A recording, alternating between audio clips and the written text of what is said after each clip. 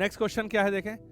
Look at the several examples of rational number in the form so and so where p and q are integers and no common factors other than 1 and having terminating and representation. Can you guess which property? अरे वाह, ये तो हम कर चुके हैं. अब ये पूछ रहे हैं भाई साहब कि टर्मिनेट और नॉन टर्मिनेट जब होता है तो ये डिनोमिनेटर का क्या रोल होता है. सीधा आपको मालूम है क्या रोल होता है. आपको पता है कि रैशनल, साथ साथ लिखिए, rational number terminates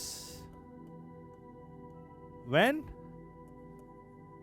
denominator is in the form 2 raised to power m into 5 raised to power n, where m and n are whole numbers.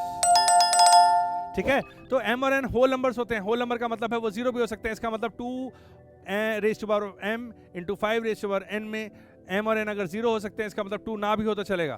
किसी भी नंबर के ऊपर अगर जीरो की पावर लग जाए तो वो 1 हो जाता है, पता है ना. 2 रेज़ टू पावर 0 1 होता है, 5 रेज़ टू पावर 0 1 होता है, 7 रेज़ टू पावर 0 1 होता है, u रेज़ टू पावर 0 1 होता है, मी रेज़ टू पावर 0 1 होता है.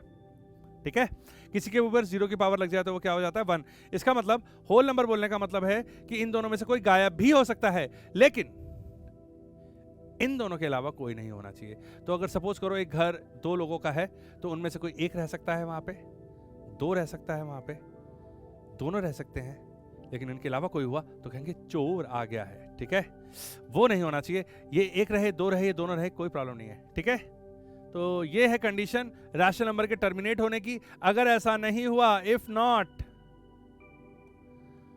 देन रैशनल, फिर हैंडराइटिंग प्रॉब्लम, देन अब मैं धीरे धीरे लिखूंगा, rational number is non terminating and repeating. कभी कभी मुझे बहुत मजा आता है लिखने में, इसलिए मैं ऐसा लिखता रहता हूं. ठीक है, तो आगे बढ़ते हैं हम.